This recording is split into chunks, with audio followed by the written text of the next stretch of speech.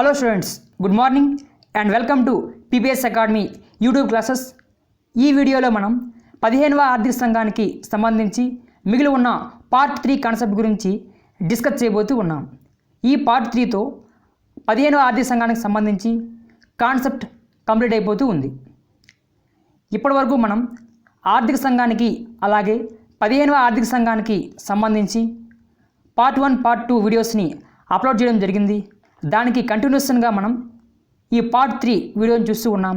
ఈ పార్ట్ 3తో ఆర్థిక సంఘానికి సంబంధించి టాపిక్ అనేది పూర్తయిపోతూ ఉంది.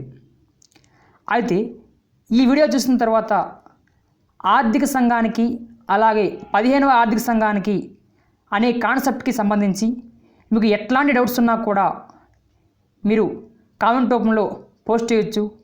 100% మీ యొక్క డౌట్స్కి మీ యొక్క సందేహాలకి నేను క్లారిటీ ఇస్తాను.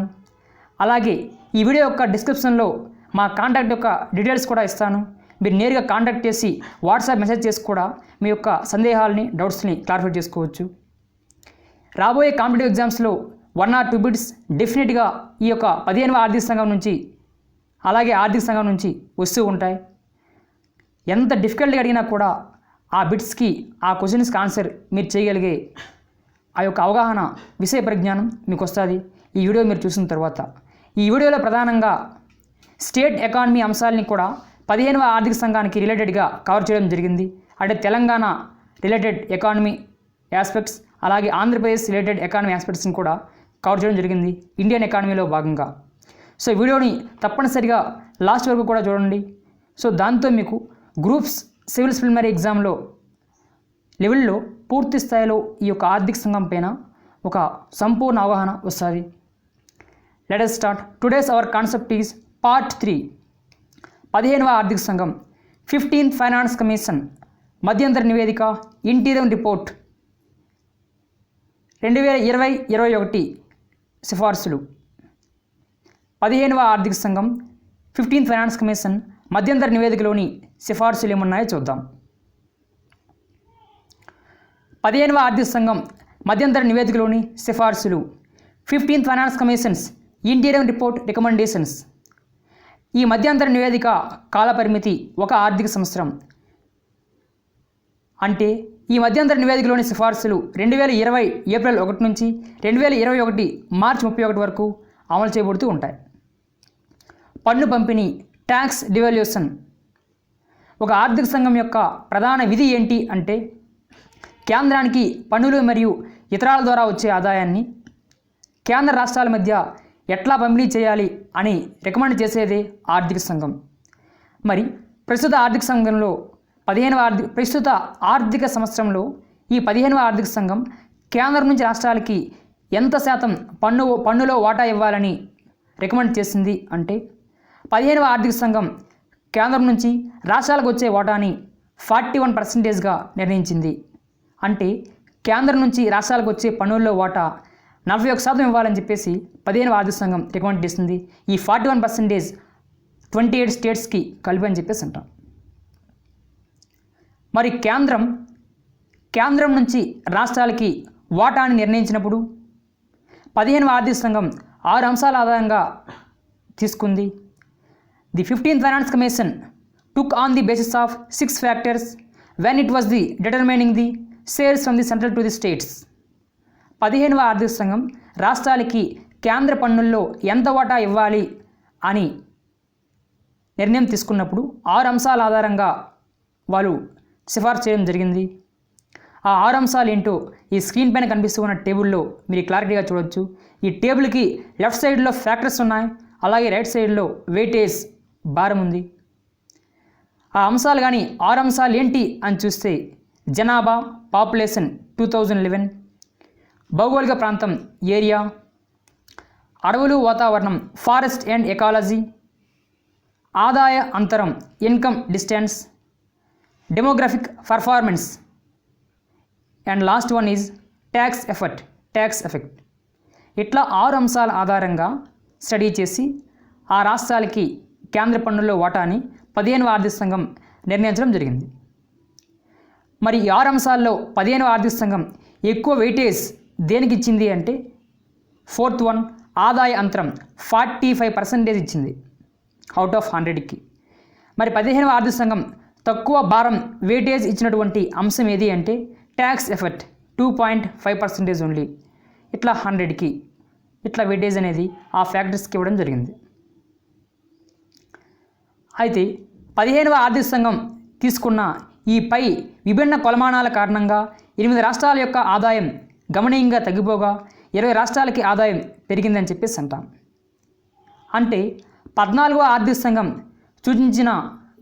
సూచించిన ప్రకారం గత ఆర్థిక సంవత్సరం వరకు ఆ రాష్ట్రాలు పొందే ఆదాయంతో పోల్చి చూస్తే ప్రస్తుత ఆర్థిక సంవత్సరంలో 15వ ఆర్థిక సంఘం యొక్క సిఫార్సుల మేరకు 8 రాష్ట్రాల యొక్క ఆదాయం గణనీయంగా తగ్గిపోయింది.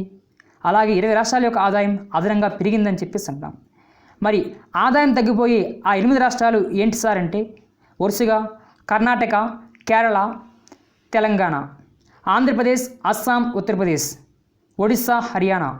ఈ 8 రాష్ట్రాల యొక్క ఆదాయం ప్రస్తుత ఆర్థిక సంవత్సరంలో బాగా తగ్గిపోయింది. ఈ 8 రాష్ట్రాలకి 2020-21 ఆర్థిక సంవత్సరంలో నష్టపోయే మొత్తం ఎంత అంటే 18,389 కోట్ల మేర ఈ 8 రాష్ట్రాలు ఈ ప్రస్తుత ఆర్థిక సంవత్సరంలో నష్టపోతాయని చెప్పేసి అంటాం. అంటే గత ఆర్థిక సంవత్సరంలో ఈ రాష్ట్రాలు పొందిన ఆదాయంతో పోల్చి చూస్తే. అలాగే మరి 15వ ఆర్థిక సంఘం సిఫార్సుల వలన అదనంగా ప్రయోజనం పొందే ఆ 20 రాష్ట్రాలకి 2020-21 ఆర్థిక సంవత్సరంలో చేకూరే మొత్తం 32,923 కోట్లు అని చెప్పేసి అంటాం. మరి అదనంగా ప్రయోజనం పొందే ఆ రాష్ట్రాల్లో కొన్ని మహారాష్ట్ర, రాజస్థాన్, బీహార్. అలాగే 15వ ఆర్థిక సంఘం జమ్మూ అండ్ కాశ్మీర్ కేంద్రపాలిత ప్రాంతానికి 1% మినహాయించి మిగిలిన 28 రాష్ట్రాలకి కేంద్ర పన్నుల్లో 41% వాటా ఇవ్వాలని చెప్పేసి రికమెండ్ చేసింది. ఇలా 2020-21 ఆర్థిక సంవత్సరానికి సంబంధించి ఈ 28 రాష్ట్రాలు కలిపి పొందబోతూ ఉన్న మొత్తం ఎంత అంటే 7,84,184 కోట్లు అని చెప్పేసి అంటాం. ఇక్కడ 2020-21 ఆర్థిక సంవత్సరానికి అన్ని రాష్ట్రాలు కలిసి అక్కడ అన్ని బదులుగా ఎన్ని అని పడింది. So sorry for this mistake. అక్కడ ఎన్ని కాదు అన్ని. 2020-21 ఆర్థిక సంవత్సరానికి సంబంధించి అన్ని రాష్ట్రాలు కలిసి 7,84,180 కోట్ల మొత్తాన్ని పొందబోతూ ఉన్నాయి కేంద్రం నుంచి పన్నుల్లో వాటాలో భాగంగా.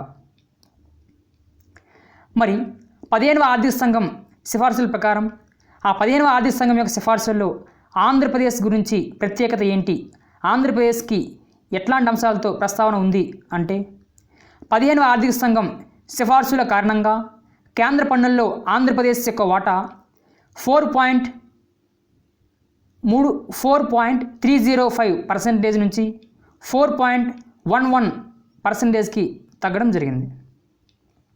ఇది వరకు గత ఆర్థిక సంవత్సరం వరకు ఆంధ్రప్రదేశ్ రాష్ట్రానికి కేంద్ర పన్నుల్లో 14వ ఆర్థిక సంఘం ప్రకారం 4.305 వాటా రాగా ప్రస్తుత ఆర్థిక సంవత్సరంలో 15వ ఆర్థిక సంఘం ప్రకారం రాష్ట్రానికి ఆంధ్రప్రదేశ్ రాష్ట్రానికి 4.111% వాటా వస్తూ ఉంది. దీని ప్రకారం కేంద్ర పన్నుల్లో వాటా కింద ఆంధ్రప్రదేశ్కి 32,237.68 కోట్లు వస్తున్నట్లు ఈ 2020-21 కేంద్ర బడ్జెట్లో సెంట్రల్ గవర్నమెంట్ పేర్కొంది. మరి 2020-21 ఆర్థిక సంవత్సరంలో రెవెన్యూ లోటు కింద ఆంధ్రప్రదేశ్ రాష్ట్రానికి 5,897 కోట్లు ఇవ్వాలని చెప్పేసి 15వ ఆర్థిక సంఘం సిఫార్సు చేసింది. ఏపీ ఎకానమీలో లేదా ఇండియన్ ఎకానమీలో వెరీ వెరీ ఇంపార్టెంట్ ఇది. ప్రస్తుత ఆర్థిక సంవత్సరంలో 15వ ఆర్థిక సంఘం ఆంధ్రప్రదేశ్ రాష్ట్రానికి రెవెన్యూ లోటు ఎంత మొత్తం ఇవ్వాలని రికమెండ్ చేసింది అంటే 5,897 కోట్లు.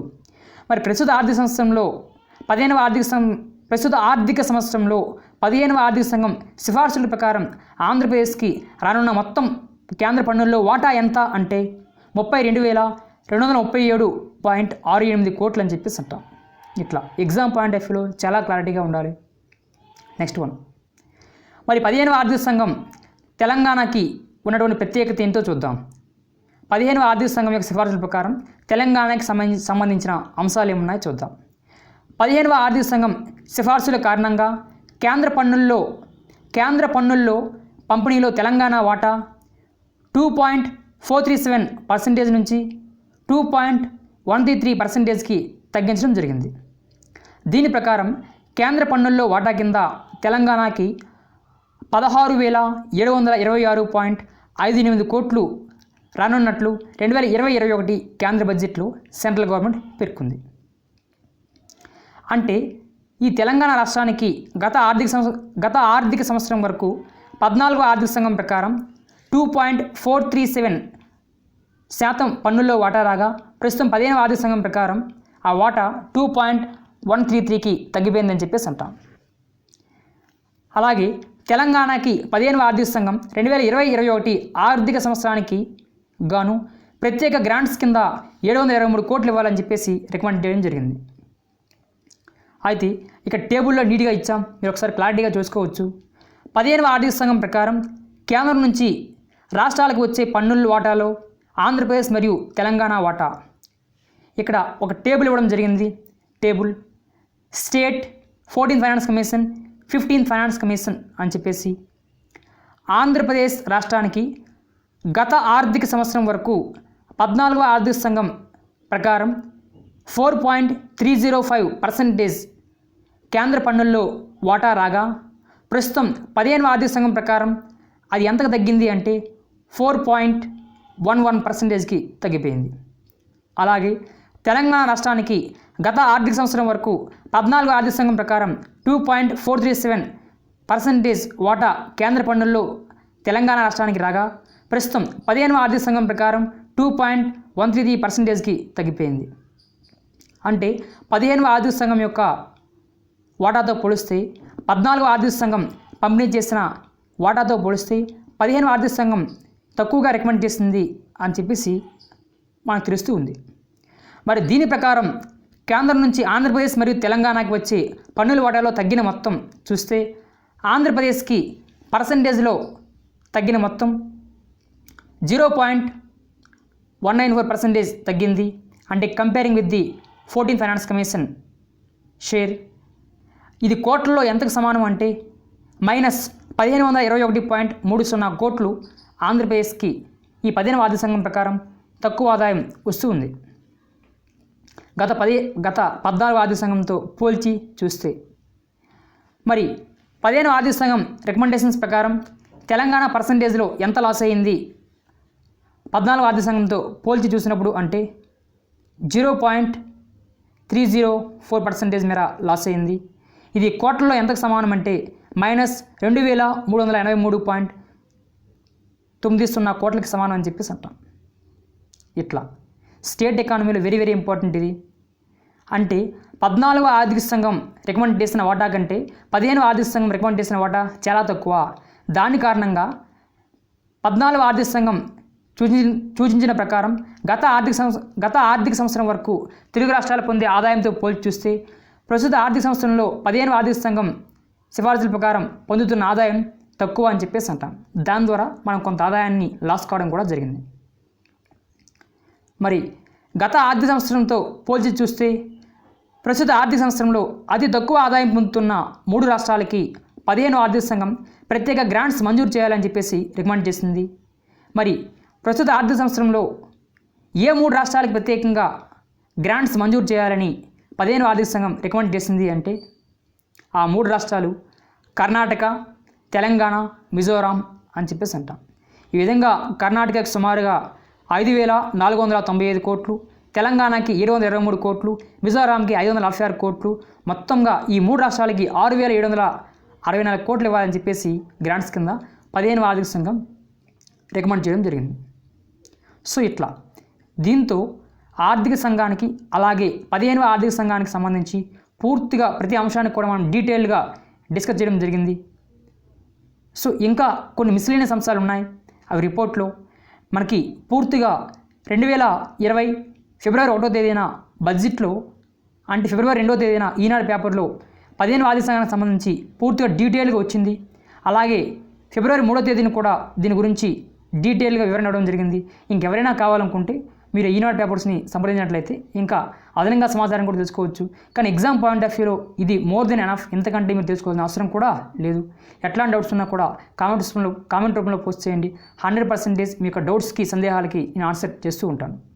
సో అయితే ఈ వీడియో తర్వాత మనం ఈ 15వ ఆర్థిక సంఘానికి సంబంధించి ఒక 10 or 15 ఇంపార్టెంట్ ప్రాక్టీస్ బిట్స్ కూడా నెక్స్ట్ వీడియో చేయబోతూ ఉన్నాం. దాంతో మీకు ఈ ఆర్థిక సంఘానికి సంబంధించి 15వ ఆర్థిక సంఘానికి సంబంధించి మరొక మెటీరియల్ వైపు కానీ, మరొక క్లాస్ వైపు కానీ, మరొక బుక్ వైపు కన్నెత్తి కూడా చూడాల్సిన అవసరం ఏమీ లేదు. మీకు సంపూర్ణ అవగాహన వస్తుంది. ఇట్లా మన క్లాస్ విన్న తర్వాత నేరుగా మీరు బయటికి పోయి కూడా క్లాస్ చెప్పే ధైర్యం వస్తుంది. ఇంతకంటే ఇంకెవరు గొప్పగా చెప్పేది ఏమీ లే. ఇంతకంటే గొప్పగా చెప్పినా బిట్స్ వచ్చేది ఏమీ లే. So thanks for watching this video.